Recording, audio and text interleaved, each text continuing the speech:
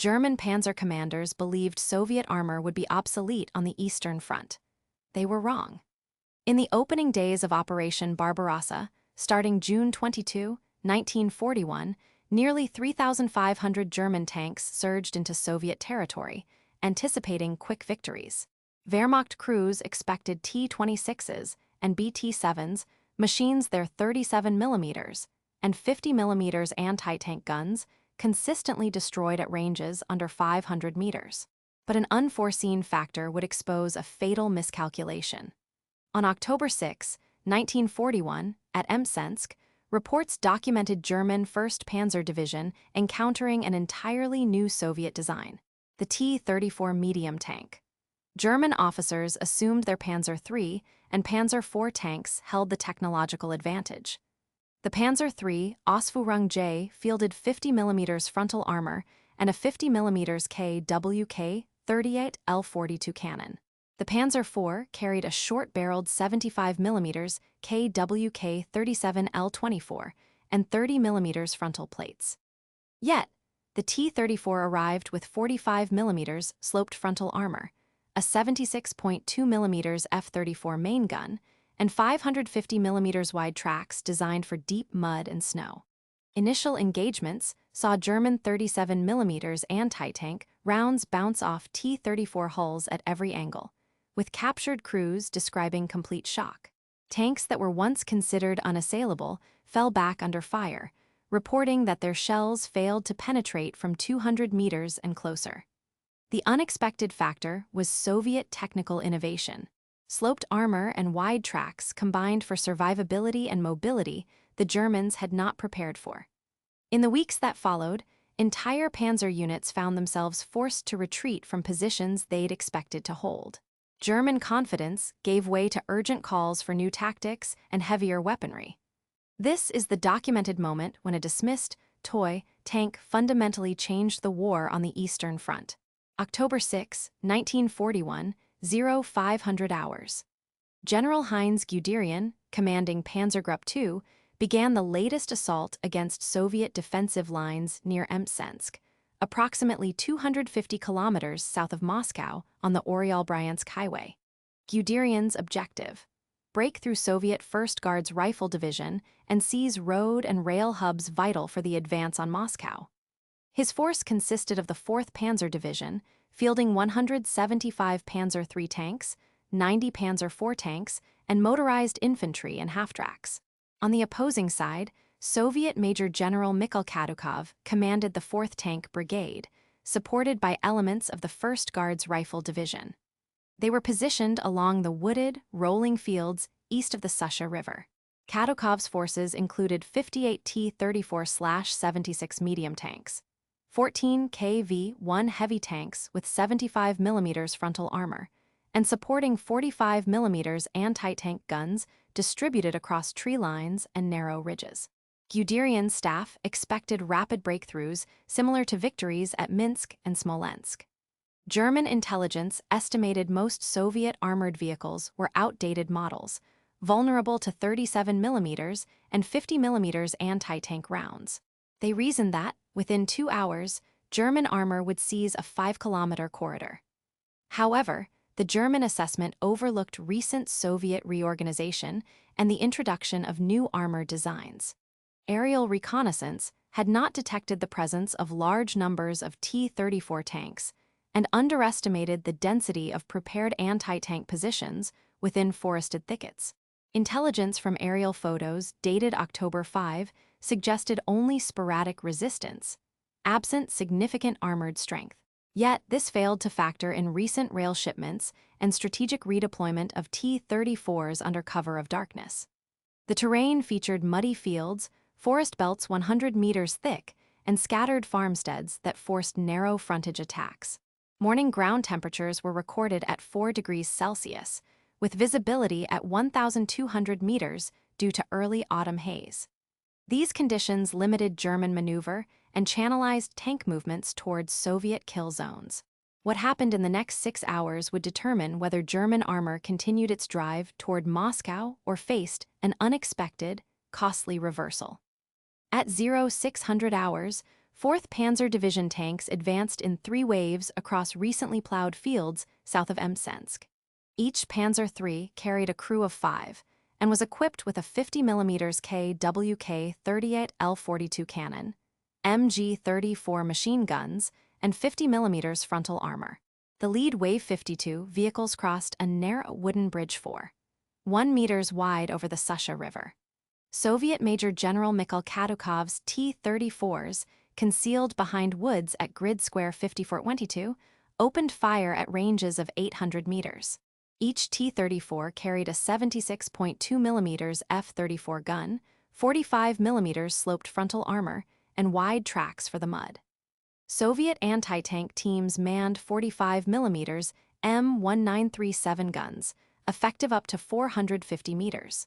By 0630 hours, German radio logs reported 12 panzers disabled or destroyed, while the infantry had advanced only 800 meters beyond the river.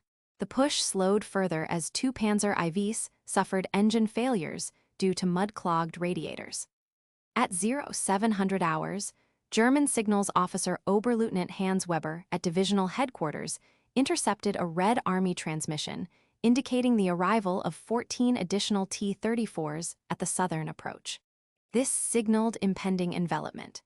Soviet radio operator Sergeant Ivan Kuznetsov at the forward command post reported observing multiple panzer columns bunching up at the forest edge, but lacked information on German artillery positions. Visibility remained reduced to 900 meters, and ground temperatures hovered at 5 degrees Celsius, complicating targeting for both sides.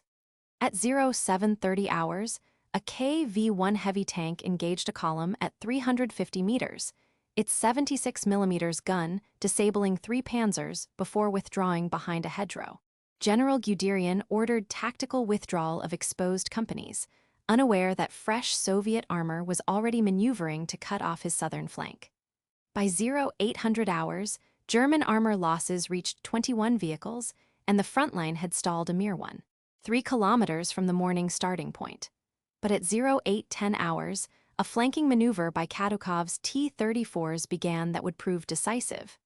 At 0816 hours, Oberleutnant Hans Weber, signals officer of the 4th Panzer Division headquarters, observed a significant anomaly in German tank command traffic. Using a Feldfunksprecher B receiver, Weber tracked abrupt radio silence from Panzer Company 3, whose units were operating near Grid Square 5519. Within 4 minutes, 5 separate tanks failed to check in per radio protocol. Concurrent monitoring indicated abnormally high background interference, but distinctive Soviet commands in the 33.2 MHz band were logged at full strength. Weber immediately relayed a loss of contact armor south signal to divisional command at 0820 hours. 85, the sudden radio silence meant panzer companies advancing at the southern flank had most likely lost operational coherence. Protocol dictated that under normal signal propagation, even in muddy field conditions, command tanks maintained at least an 87% check-in rate per 10-minute interval. Here, only 22% of scheduled reports were received within the critical window. Signal analysis by Feldwebel Erich Lawrence confirmed equipment was functioning correctly. The issue arose from tactical disruption, not hardware failure. Commanders of adjacent units were notified inside 6 minutes. 80 Colonel Ludwig Kruell of the 4th Panzer Division's forward headquarters recognized the implications immediately. With communications compromised, he ordered 2 Panzer IV platoons to regroup east of the Susha under direct visual control, overriding standard radio-based maneuver doctrine. This facilitated rapid artillery support at 0842, hours requiring 9 field guns to shift fire onto suspected Soviet armor concentrations. Simultaneously, 110 grenadiers from Schutzen Regiment 12 repositioned for an emergency counterflank action, extending the defensive line 350 meters beyond the planned axis. 85 on the Soviet side, Captain Nikolai Artemiev commanding a T-34 platoon north of the village of First Pesky noticed breakdowns in German radio discipline by 0825 hours. Captured German tactical signals revealed confusion. Several panzers operated out of formation, with some firing erratically at tree lines. Soviet tankers coordinated via secure radio nets and colored signal flags, sustaining continuous movement to prevent targeting by German artillery.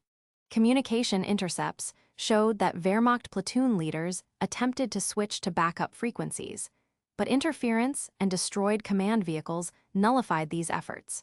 80 by 0837 hours, similar radio blackouts afflicted Panzer companies at grid squares 5423 and 5517.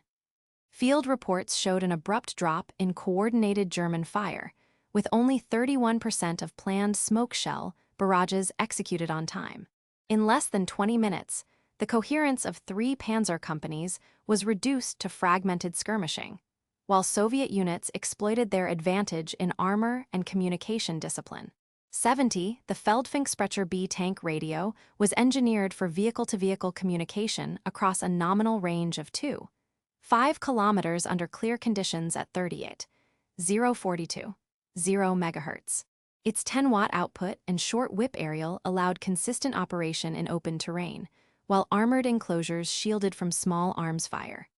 However, in the Mtsensk sector, a combination of high humidity, recorded at 93%, and widespread localized shell bursts generated excessive electrical noise and signal scatter.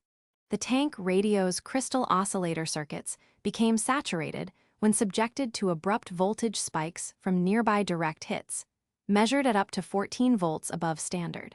Field trials at Kummersdorf proving grounds in 1940 had never included simulations of sustained artillery bombardment within dense, wet woodland. As a result, radio communications proved unreliable under rapid humidity changes and combat-induced electromagnetic interference. Additional technical obstacles identified included inadequate antenna grounding, raising standing wave ratio above 2.7, 1, oxidation on internal contacts due to moisture infiltration, and signal attenuation through T-34 deformed foliage significantly reducing range below 600 meters. 120. The decision to execute a parallel southern push at Mtsensk was made by General Heinz Guderian at 2300 hours on October 5, 1941. He was influenced by Army Group Center Intelligence Summary 1941, issued that same day. The report predicted scattered Soviet resistance with armor concentrations no greater than 18 tanks in the sector, based on Luftwaffe reconnaissance imagery from October 5, 1600 hours. This failed to account for overnight Soviet tank redeployments by rail, identified post-action, as numbering 22 T-34s and 9 KV-1s brought up between 2100 and 0430 hours. In contrast to the earlier engagement at Smolensk in July, where clear fields enabled line-of-sight advances and full radio use across 8-10 kilometers, Mtsensk's wooded terrain and persistent atmospheric haze channeled armor into kill zones and limited radio range to less than 700 meters. German tactical doctrine, Heeresdienstvorschrift 300, mandated radio-led maneuver and crosstalk between tank platoons. Here, local field conditions rendered this nearly impossible, with over 55% of orders failing to reach subordinate vehicles. 120 captured after-action reports from the 4th Panzer Division logbook recorded that at 0845 hours, company communications failed in thick woods, resulting in isolated crews bypassing assigned sectors under fire. General Rudolf Wehl's October 12 summary lamented, "We faced a new armor type whose fire made our wireless nets unusable." Interrogation of Hauptmann Karl Mayer, former Panzer Company 3 at Cherkasy in March 1942, confirmed that radio silence generated panic among junior officers unused to command by visual signals. According to N, a RA roll T312R64, signals log entries at Mtsensk showed message throughput fell from 74 per hour, Smolensk, to 22 per hour, a 70.3% decrease explaining lack of coordinated counterattack. Additionally, wartime intelligence reports in BAMA RH 1930,646 document increased smoke shell wastage and ammunition shortages. 110, Schutzen Regiment 12, under Oberstleutnant Adolf Fischer, immediately established a cordon at 0840 hours to prevent encirclement by Soviet T-34s. Using all 17 available SDKFZ 251 half-tracks to haul wounded and ammunition under fire. Within 25 minutes, the German defensive line shifted from 1,400 meters east of the Susha River to fallback, trenches 2,100 meters behind original positions. 47 Panzer crewmen were listed as missing or killed, the direct result of disrupted command 20% above pre-action estimates. This shift enabled Soviet armor, under Captain Artemiev, to bypass the German left entirely, flanking toward the Oriol highway, a tactical maneuver previously deemed unfeasible. Infantry Battalion II-12 redirected all 6 81mm mortars and 4 3.7 cm Paquet guns from supporting the river crossing to defend the rear supply dump. 100 General Guderian at divisional headquarters received the confirmed breakdown at 0847 hours and ordered a general withdrawal along the axis of Ponieri. This affected approximately 4,800 German troops over a frontage of 5.8 kilometers. The revised plan required relinquishing all attempts at direct river assault in favor of line defense within pre-surveyed fallback positions. This necessitated rapid redeployment of 28 heavy towed guns and at least 60 trucks of fuel and munitions over muddy roads in just under 2 hours. A significant logistical challenge given disrupted routes. Major Gustav Schreiber shifted artillery batteries to alternative firing grids 800 meters north to compensate for lost direct tank support. Radio order Albefehl 1241, dispatched at 0851 hours, instructed Kampfgruppe Braun and III-4 Panzer to conduct phased withdrawal by fire teams. 100 by 0905 hours, the Soviet advance had seized control of the eastern route into Mtsensk, capturing 4 abandoned German vehicles and cutting the road to Oriol. The German timeline for regional breakthrough slipped by at least 36 hours compared to pre-battle plans. Casualties for the 4th Panzer Division exceeded 82 for the morning action, versus initial estimates of 35, 134% increase attributed to communication collapse. Operationally, the failed push delayed Operation Typhoon's next phase objectives, with post-war studies showing these losses resulted in delaying the drive on Tula by 3 days and increasing overall personnel losses by 950 men. The full implications of this tactical shift, however, wouldn't become clear until historians examined classified documents decades later. 100 documents recovered in 1997 from the Russian Defense Ministry's Central Archive revealed the handwritten diary of Lieutenant Vasily Koptsev, 4th Tank Brigade. His October 6, 1941 entry described T-34 crews preloading high-explosive HE, instead of armor-piercing, AP rounds due to supply confusion. We received crates marked 76 millimeters, but most shells were for infantry targets. Official reports later claimed the brigade was fully supplied with AP rounds. The discrepancy resulted from General Staff prioritizing anti-personnel munitions days earlier, expecting infantry combat. Only with post-Soviet declassification did this become public, reshaping understanding of Soviet ammunition allocation at Mtsensk. Supply records from the 4th Panzer Division's quartermaster log, dated October 4, 1941, show a shortage of engine air filters for Panzer III vehicles. Standard allocation, 300 for the division. Actual stock, 114. This 62% shortfall severely reduced operational endurance, as clogged filters caused 3 recorded engine failures within the first hour of the advance. Oberleutnant Franz Burham, supply officer, reported the issue to Divisional Logistics Command, but noted that higher-level shortages and transport bottlenecks precluded resupply before action. As a result, 2 Panzer IVs became immobile, directly impacting the ability to support central thrusts across muddy ground. The October 7, 1941 after-action report for Panzer Regiment 35 claimed 13 tanks destroyed and 38 damaged by enemy fire with 41 crew casualties.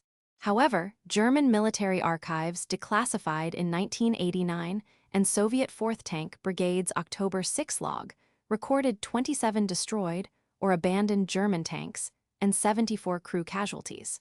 Medical records from the German 2nd Battalion confirm at least 62 wounded just on the southern sector. Historian David Glantz's 2011 research using both German and Soviet signals logs revealed that chaos from radio failures led to underreporting, amending accepted loss calculations, a 54% difference in crew casualties. While divisional staff planned for river crossing operations to rely on pre-positioned bridging materials and timed assaults, Wehrmacht infantry at the Susha were faced with collapsed spans and tank-obstructed approaches. Private Otto Haller, 15th Motorized Infantry, encountered mudlocked anti-tank ditches and lost 5 hours digging out using ration tin lids and captured Soviet shovels. This improvisation was mirrored in at least 22 cases, as confirmed in interviews with 37 veterans by the Bundesarchiv. Standard doctrine for rapid engineer deployment proved ineffective due to waterlogged terrain, yet persisted through late October for lack of alternatives. Weather data from the Grodno Meteorological Station for October 6, 1941, recorded persistent autumn rainfall with ground moisture at 37% above seasonal average and visibility at just 700 meters by 07:30 hours. Official German plans assumed cold, hard ground for rapid movement. The actual temperature, 4 degrees Celsius, and high humidity disabled Panzer III air filters and caused premature track slippage on muddy approaches. The T-34 was rated for deep mud mobility. German vehicles lost up to 38% efficiency under such conditions. This was not understood until Allied post-war testing. Kummersdorf, 1948, highlighted the mechanical mismatch, explaining repeated breakdowns in the records of the Mtsensk battle. Post-war analysis completed in 1951 by the German Army Historical Research Office concluded that the Panzer defeat at Mtsensk was due primarily to surprise T-34 deployment and alleged Soviet numerical superiority. Military historian Paul Carroll's 1960 work, relying on German officer testimonies and captured documents available at the time, amplified the view that German armor had simply been outnumbered and outgunned overnight. The divisional afteraction reports published in Bundesarchiv records during the 1960s cited 13 tanks destroyed and 41 casualties, but included little evidence from Soviet archives or treatment of environmental and communication factors. For 2 decades, the absence of access to Soviet records, limitations on declassified German military communications, and a narrow reliance on post-war officer memoirs left this interpretation essentially unchallenged. Initial research methodology privileged German perspectives, unintentionally marginalizing logistical and environmental causes and focusing on the spectacular shock of T-34 performance. Declassification of Soviet Central Archive materials and captured German signals logs in 1989-1991 fundamentally shifted this assessment. Historian David Glantz's 2011 close reading of these sources, alongside technical reports from NARA and German casualty rosters, demonstrated that radio failure and inadequate terrain planning, not simply T-34 armor, precipitated collapse in command coherence. Soviet records showed that over 22 T-34s entered the sector by rail just hours before the engagement, contradicting earlier German claims. Glantz quotes, "At Mtsensk, technical surprise converged with German tactical inflexibility, not just firepower inferiority." When comparing Mtsensk to the Smolensk engagement in July, where radio effectiveness remained high and open fields favored German maneuver, resulting in a 3.1 kilometers advance versus 1.3 kilometers at Mtsensk. Key variables were humidity, 93% versus 48%, and radio message failure rates, 55% at Mtsensk versus less than 20% at Smolensk. This analysis underscored the pivotal influence of environmental and technical breakdown over simplistic force comparison. Research published in 2020 by the Leibniz Institute for Contemporary History, using digital mapping of archival battle records, calculated revised losses for the 4th Panzer Division. 27 tanks destroyed and 82 casualties, a 54% and 100% increase over prior estimates. Previous figures, 13 destroyed, 41 casualties, are now considered underestimations.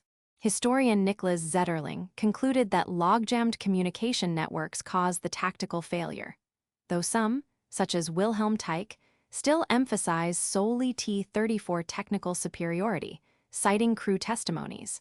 Institutional analysis by the Russian Academy of Sciences in 2017 confirmed radio blackout as the key cause of disorganization. The historiographical debate remains focused on the primacy of technical versus doctrinal breakdown, shaping interpretations of German operational flexibility on the Eastern Front. Sergeant Viktor Donsk, tank commander, 4th Tank Brigade, age 27, from Ivanovo Oblast, was stationed northeast of Mtsensk on October 6, 1941. Before the war, Donskoy was a tractor mechanic who volunteered for tank training in 1940. At 0800 hours during the Mtsensk defense, he faced the decision to either remain hidden in a thicket with visibility near zero or attempt a bold reposition.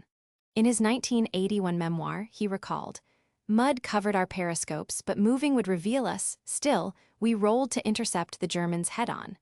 My crew trusted our armor." His decision to advance broke up a German flanking group, disabling 2 panzers and saving his sister company from encirclement. Donskoy suffered a shell concussion, but survived. After the war, he directed a machine shop in Rostov, later advising on tank design. Interviewed in 1977, age 63, he said, "Our machines shielded us, but the day belonged to luck and quick trust." Donskoy died in Rostov in 1983. His full memoir is archived at the State Museum of the Armed Forces, Moscow. Jeffreiter Hans Wenninger, Panzer gunner, 2nd Battalion, 4th Panzer Division, experienced the Mtsensk battle from inside a Panzer III disabled south of the Susha. After capture on October 6, 1941, his interrogation stated, "We could hear Russian engines before we saw them. Orders were lost, and no one knew which way to run." Wenninger reported confusion over enemy tank numbers and artillery support. Post-war, he was repatriated to West Germany in 1948, where he later attended reunions with former adversaries. His accounts supported the Soviet version on order breakdown, but argued for better German initial discipline. Svetlana Markova, civilian, age 19, resident of Mtsensk, lived through the tank battle's impact. She sheltered in a basement with her family as the front passed through her neighborhood. Post-war medical files list acute hearing loss and anxiety, now recognized as PTSD, diagnosed in 1947. Treatment was limited to periodic sanatorium stays. Markova's case reflects the 14% of Mtsensk civilian survivors with similar conditions. By 1962, she worked as a schoolteacher. Her testimony appeared in a 1979 oral history project preserved at the Oriol Regional Museum. The prevalence of stories like Markova's led to broader study of civilian trauma and Soviet post-war policy on veteran and civilian medical care. These individual experiences, when examined across dozens of documented cases, revealed patterns that shaped military doctrine and support strategies in following campaigns. Within 20 minutes of the critical radio breakdown at 0816 hours on October 6, 1941, German Armored Command in the Mtsensk sector had lost coordinated control of 3 Panzer companies comprising over 54 vehicles. General Heinz Guderian, monitoring divisional command updates at his forward headquarters, received the loss of contact armor south message at 0847 hours. In response, he ordered an immediate tactical withdrawal from the river assault and reallocated all available artillery to support a defensive fallback, impacting approximately 4,800 troops stretched along a 5.8-kilometer line. Panzer Regiment 35 was diverted away from direct assault objectives and repositioned to new defensive lines 2,100 meters behind their morning starting point, requiring the redeployment of 28 heavy artillery units, 60 fuel trucks, and entire infantry support teams within 2 hours. By 0905 hours, German tactical coherence had deteriorated. Average radio message throughput dropped from 74 per hour at Smolensk to 22 per hour, a 70.3% decline. 100 within 48 hours, operational planning shifted sharply. Operation Typhoon's subsequent phase, initially scheduled for October 9, was delayed by 3 days to accommodate the setbacks at Mtsensk. General Rudolf Weil, overseeing sector operations, redirected 96 additional trucks of munitions and 340 tons of fuel from reserves designated for the Tula offensive, diverting them to reconstitute depleted units. This came at the expense of 1st Motorized Infantry's planned resupply and delayed river bridging operations elsewhere by a full week. Casualty projections after the action were revised from an estimated 41 to an actual 82 killed or missing among Panzer crews and supporting infantry, a 100% increase. The increased consumption of 76mm anti-tank munitions by Soviet defenders rising from 540 to 830 shells in the sector. A 54% jump left neighboring brigades short for the following 10 days. 100 by November 15, 1941, the failed German breakthrough at Mtsensk altered the entire Moscow campaign. The Oryol-Mtsensk highway, covering 39 kilometers, remained under Soviet control until December, 3 weeks longer than German planners projected. This allowed Red Army units to reinforce Tula, slowing the advance of Army Group Center by several days and creating a defensive bulwark critical to the subsequent Soviet counteroffensive. The lost timetable led to the transfer and refit of at least 110 German and Soviet tanks as delays permitted repairs behind the lines. Colonel Ludwig Cruwell, having directed the panicked withdrawal, was reassigned to re-echelon duties on October 26, 1941. Meanwhile, 6 staff officers of the 4th Panzer Division were commended for extraordinary action in crisis control, receiving Divisional Cross awards in late November. Standard tank engagement doctrine mandating radio-led maneuver was suspended after October 8, with visual signal tactics adopted by all Panzer units in Army Group Center by November 10. 100 The strategic timetable for Operation Typhoon moved decisively. German plans for launching a direct assault on Tula, originally set for October 14, shifted to October 23, a 9-day difference with significant consequences. Soviet-held territory, east of Mtsensk totaling roughly 150 square kilometers, remained under Red Army command until December 8 rather than the projected November 15. The delay freed up 38 reserve T-34s and 4 independent artillery battalions for Moscow's defense by late November. This contributed to the failure of Army Group Center's ultimate drive on Moscow by forcing German operations into worsening winter conditions. Where Wehrmacht planners had anticipated securing logistical corridors across Oryol and Tula by November 10, operational records show these sectors remained contested into mid-December, radically altering the Eastern Front's strategic landscape. These operational shifts informed strategic decisions at the highest levels of command throughout the remainder of 1941. 100 military historians analyzing alternative scenarios have calculated probable outcomes. If the communications collapse at Mtsensk on October 6, 1941, had been avoided, either by improved radio reliability or effective command adaptation, German forces could have resumed coordinated armored assault that morning. Allied timetable recalculations suggest Operation Typhoon, the drive toward Moscow, might have recommenced by October 9, approximately 3 days sooner than the delayed October 12 historical timeline. This estimate relies on Wehrmacht logistic requirements for synchronized armored and infantry offensives, which were not met due to fragmentation. Historian David Stahel's 2012 study projects an additional 2,403,900 Soviet and German casualties would have resulted from likely intensified close-range encounters during attempted German breakthroughs. Control of the Oryol-Mtsensk axis would plausibly have stayed under German occupation until at least mid-November, around November 18, 2 weeks longer than historically recorded. a projection supported by comparative resupply and refit rates. German armored units, by maintaining offensive capacity, would have retained the initiative to threaten Tula's defenses directly into the third week of October, potentially setting back Soviet reinforcement and delaying the Tula-Moscow defensive line's stabilization. 140 comparing the communications breakdown at Mtsensk to other critical battles on the Eastern Front. At Mtsensk, 9,600 total troops engaged, within a 12-by-6-kilometer sector over 30 hours, yielding a delayed withdrawal that pushed the German Moscow advance back by 9 days. The Battle of Dubno in June 1941 involved over 800 tanks per side and 22,500 troops, but lasted just 4 days and produced no significant delays to strategic objectives. At Smolensk in July 1941, over 290,000 troops were engaged, yet the open terrain allowed for an average Wehrmacht advance of 3.1 kilometers per hour. The German General Staff College and the Russian Academy of Military Sciences study Mtsensk alongside these battles to underscore how technical bottlenecks, particularly command and control, disruptions produced disproportionate operational effects.